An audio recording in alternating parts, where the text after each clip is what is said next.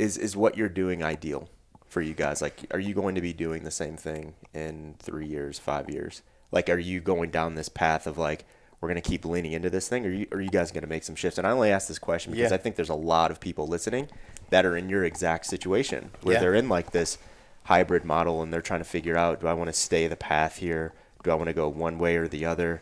And, you know, I think everyone needs to make whatever decision's right for them. So I don't want to like steer someone into that, but just where are you guys? Like, what are you guys going to be doing in the next 3 to 5 years? If you guys have, I'm sure you've thought about those things, but what does that look like for you?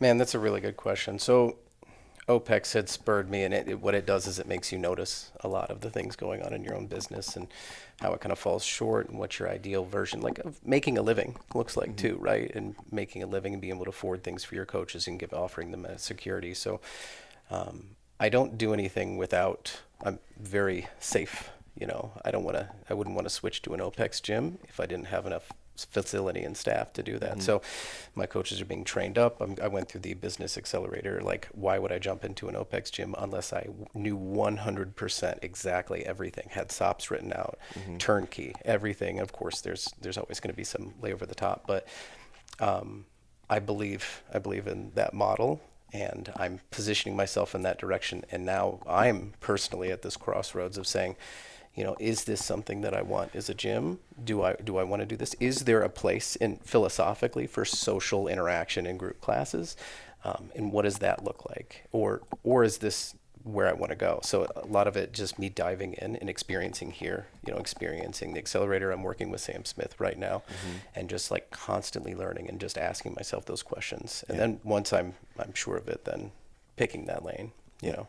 What are the cons of that, like in your own head, when you're like, do I want to make this shift to completely individual design? Because I know that you and Melissa walk through, you know, the course content, what you guys are experiencing there and all of that. I'm sure you've reflected on that, you know, going through that process and even up until today, where you're like, if I made that shift, what are the negative things that would come from going from this hybrid model to completely individual design? Like, what are the things that are holding you back, or you're like, I'm a little bit too safe to make that decision right now?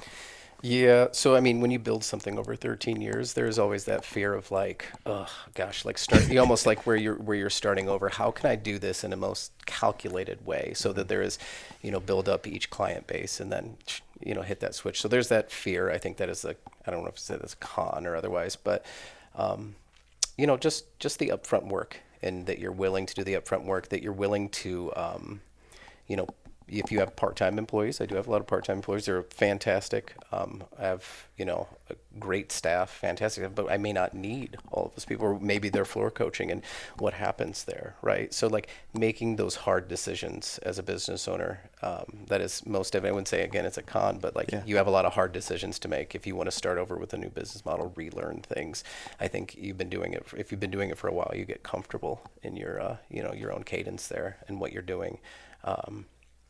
So yeah, that's definitely, I would say, fears, maybe not cons.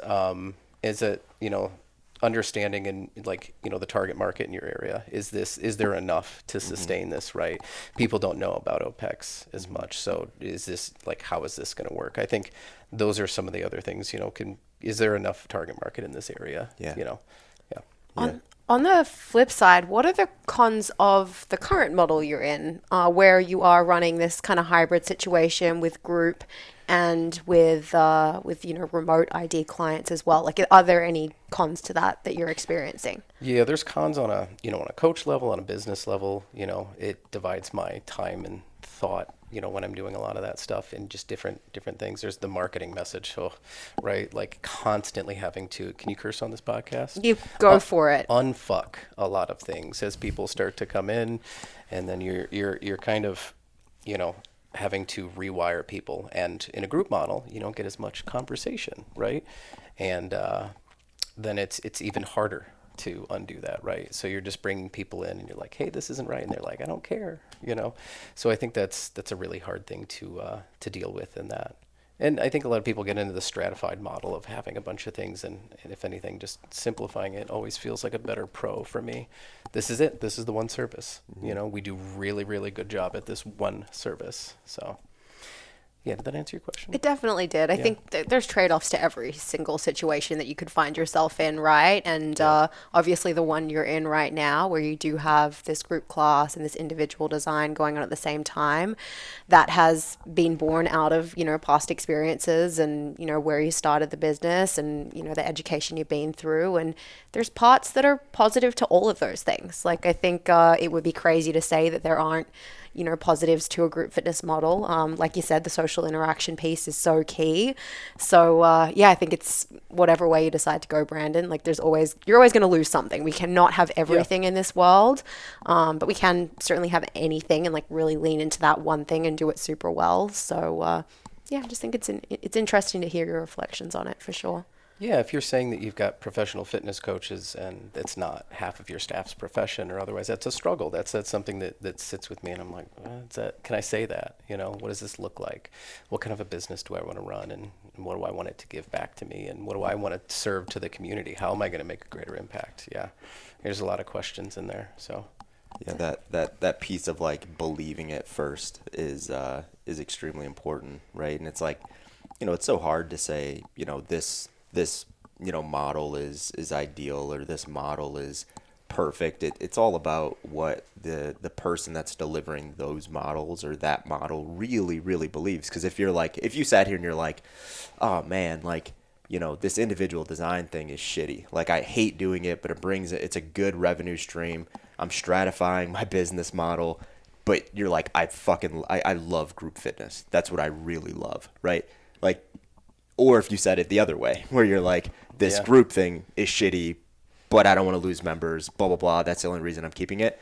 People are just going to smell that. You know what I mean? They're going to be like, Brandon and these guys, they're doing this thing just to earn a buck, right? Mm-hmm. Like, they don't actually believe in what they're doing. Yeah. So I think that's where it starts for a lot of gym owners. And gosh, the questions that we get all the time, man, like the questions that we're asking you, those are some of the questions we get a lot. And it's like, what should I do? And it's like, what do you want to do? I don't know. Yeah. How are we supposed to tell you what you should do based on our beliefs? It was like that's not moving the needle at all for you. So it's like, what do you actually want to do? And that's why I asked you the question of like, are you going to be doing the same thing you're doing in 3 to 5 years and all that? Because I think a lot can be sussed out just thinking about, what it is that you want to do and where you want this thing to go. So I think just people listening to like what you're doing and what you've done and the things that you're learning, they can learn a lot from that, and it's like, it doesn't have to, once you feel a certain way, you don't have to like shift right now where it's like, I need to completely turn everything upside down. Like safety has to be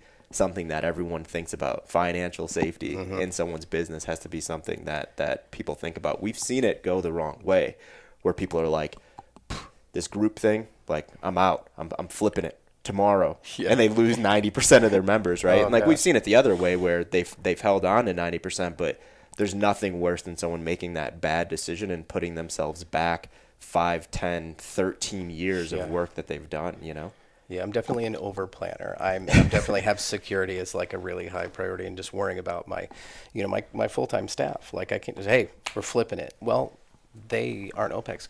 They're not on board. How about they go through it? How about they experience it? Now everyone's on board. Now we've got the same message, right? And then we can shift in that direction a bit more. But yeah, that's a huge one for me. Is making sure everyone has security and making sure that it's viable and sustainable, feasible, all that stuff. Just has to be led with what you call the purpose, where it's like what is the purpose and the mission of this gym? You know what I mean? Like that has to be the leading guiding force, right? That might, to get to that purpose or to get to that mission, might be an endeavor that you're always moving toward and you're never actually capturing, but that has to be the thing that's guiding it, right? Because if you say like your mission is, or your purpose was like the ideal version of fitness thing, if I was your staff, I'd be like, okay, Brandon, well, what is an ideal version of fitness? And I'm not asking that, I'm not putting you on the spot right here, but if I was your staff, I would ask you that. And, if you're like, this is exactly what it looks like. This is what a relationship looks like. This is what a training session looks like. They, even if they agree with it or not, they now have context. Like, okay, that's what we're moving toward. But if it's that situation of like, we might go this way, we might go that way, let's feel it out, let's do this. everyone's just going to get strung along, and then eventually they're going to be like, I don't know what the hell is going on here. I'm going to go figure something else out because I don't feel safe here because I have no idea what direction this thing is going. So, yeah, no question there. Just wanted to point out, like, I do think that it has to that purpose and mission does have to be clear so people can get on board with it or not. And if they don't get on board with it, it's like, yeah, this isn't the business for me. Yeah, definitely a lot of conversations around that purpose. And you know, I mean, a lot of my coaches have been from that CrossFit model. And then I switch and I learn and I do a lot of those things. So I need to have a lot of communication, explanation. And I mean, it helps to go through the stuff as well, too. But got to have a lot of conversations to get people on board with it. And if they're not, and that's okay. But yeah, that's interesting.